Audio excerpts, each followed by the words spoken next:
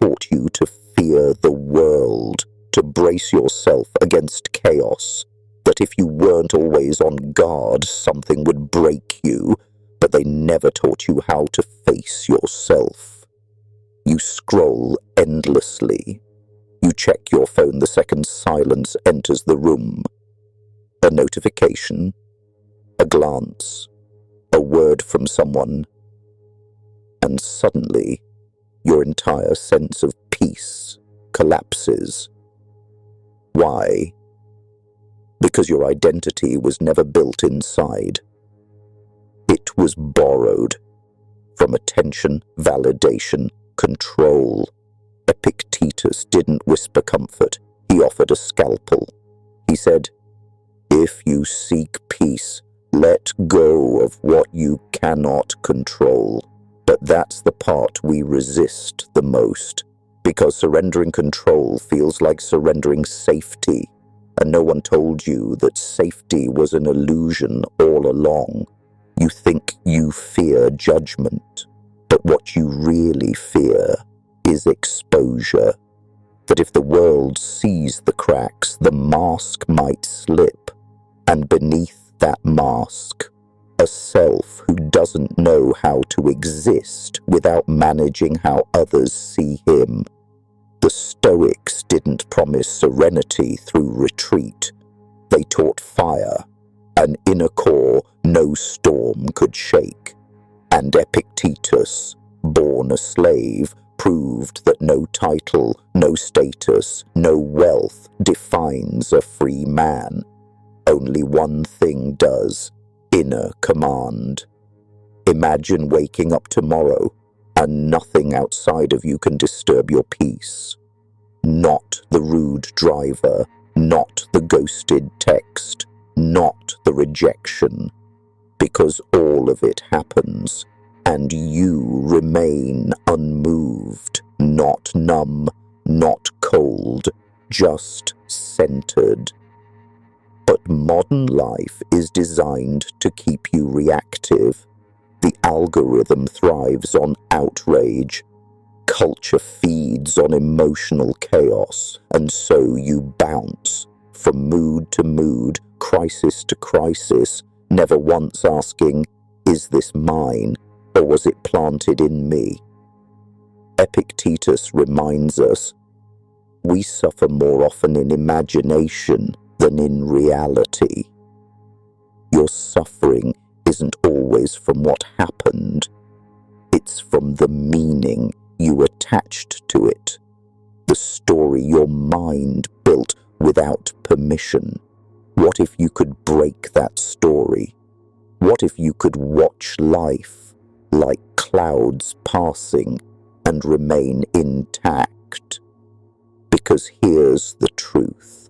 The man who doesn't flinch is terrifying, not because he's violent, but because he can't be baited. He sees the insult, hears the chaos, and chooses stillness. And stillness is power. You've been trained to react, but you were born to observe. You've been told strength is domination, but Epictetus showed strength is discipline, self-mastery. So before we move forward, before we talk about how to build that unshakable center, ask yourself one thing. Have you ever truly owned your reaction? Or have you just been borrowing your emotions from the world? They call it emotional control, but it's not suppression, it's sovereignty. You don't ignore your anger, you observe it. You don't pretend you're not hurt. You simply stop handing the world your open wounds, because every time you react impulsively, lash out, explain yourself, prove your point, you hand over your power. And Epictetus knew any person capable of angering you becomes your master. Let that sink in. He didn't say anger was weakness. He said being controlled by it makes you owned. And if someone can press a button and provoke you, who really owns you? The modern man confuses reaction with honesty. I just speak my truth, he says. But truth without discipline is just emotional noise. It's not vulnerability. It's emotional dependence dressed in authenticity. Self-control isn't about silence. It's about precision. It's not about shutting down. It's about choosing your expression consciously, like a warrior draws a blade only when the battle is worth it. But today, you're trained to bleed on command. Clickbait headlines provoke you, someone disagrees online, and you explode. Someone doesn't text back, and you spiral, all because you've mistaken emotion for identity. Here's the truth. You are not your feelings. You are the one who observes them. And in that space, between trigger and reaction, lives your freedom. Freedom doesn't mean escaping pain. It means pain no longer dictates your decisions. But there's a reason most people never get there. Because peace is boring. At first, it doesn't spike your dopamine. It doesn't feel alive. That's because you've been conditioned to mistake intensity for connection. The world won't reward your calm. It will test it. It will provoke you just to see if it still can. And when you don't react, it'll call you cold, detached, maybe even dangerous. But stillness isn't coldness. Stillness is heat mastered. It's the kind of power that makes insecure people nervous, not because you dominate them, but because you don't need their approval to exist. And that's the quiet revolution, not needing anyone to affirm your reality. When you no longer explain yourself, chase validation, or respond to every provocation, you become untouchable. Not because you've built walls, but because you've built clarity. Epictetus said, "Freedom is the only worthy goal in life. Not comfort, not acceptance, not popularity. Freedom." So let me ask you, what would change in your life if you stopped reacting to everything that wasn't yours to carry? They told you emotional mastery is cold, that if you stop reacting, you'll become less human. But the truth is, the man who doesn't react isn't empty. He's full of insight, full of restraint, full of fire that doesn't leak. It burns clean. Because anger that flares out is easy. Sadness that spills everywhere is familiar. But the man who carries his storms in silence, he is not fragile. He is forged. Stoics weren't monks hiding from emotion. They were warriors who refused to let emotion dictate their fate. Marcus Aurelius, a man who commanded armies and battled within, wrote, "You have power over your mind, not outside events. Realize this, and you will find strength." But today, men are taught to either explode or suppress. One makes them reckless, the other makes them numb. Neither is sovereignty. The middle path, the third way, is ownership. Owning your mind like you own your body. Not letting fear of disapproval shape your words. Not letting anxiety write your reactions. But how? You start by catching yourself in the moment. That surge of anger, pause. That craving for validation, pause. That urge to respond before you've even breathed, pause. Because between stimulus and response, there is a gate. And the man who guards it becomes a master. The one who doesn't respond instantly is not slow. He is strategic. Think of the samurai. Every move is measured. Every silence is intentional. That's not detachment, that's command. And command doesn't mean perfection. You will still feel everything.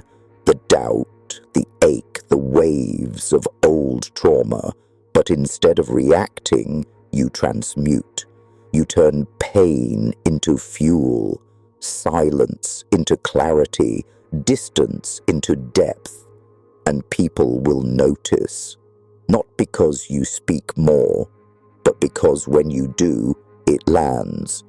Not because you react faster, but because when you act, it cuts deep. Not because you are loud, but because you don't need to be. Your power won't come from how much you feel, but how little you allow those feelings to run you. In a world that's emotionally addicted, the calm man looks like a threat. Not because he harms, but because he doesn't seek harmony at the price of truth. This is why so few make it to this level, because it requires killing the boy inside who craves to be understood, loved, and soothed. It demands a rebirth, not into cruelty, but into clarity. And clarity doesn't scream, it doesn't beg, it simply sees. So when others try to provoke you, bait you, pull emotion out of you, remember, they're not testing your strength, they're revealing theirs. Here's what they won't tell you. Most people don't want to be free. They want comfort, they want predictability, because freedom demands responsibility, and that terrifies them.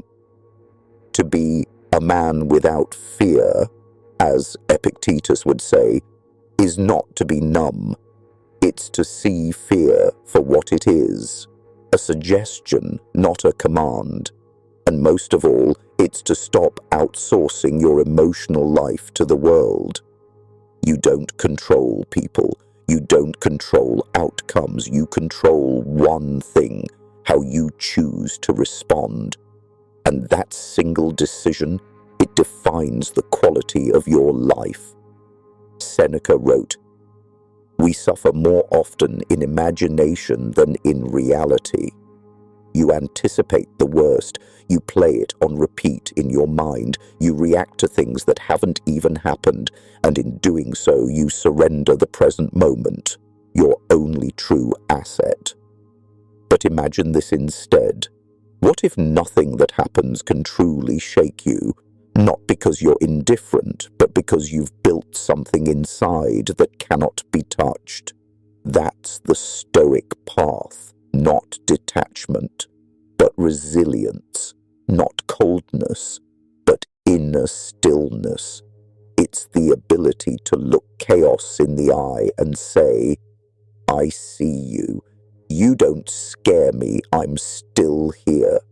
Marcus Aurelius once said, "You have been assigned this mountain to show others it can be moved." But modern men forget that mountain isn't made of external events. It's made of stories. The story that you're not enough. The story that if you don't succeed, you're worthless. The story that love will fix you. And the story that your emotions are proof of your truth. You don't need to kill emotion. You need to reclaim it, to master it like a sword, not by throwing it away, but by learning how to wield it without cutting yourself. That's the final shift. You stop running from pain. You stop arguing with life. You stop demanding that others validate your story. And when that happens, the war inside finally goes quiet. You don't need applause. You don't need to be understood. You don't even need certainty. You need clarity. And clarity, my friend, is freedom. And so I'll leave you with this.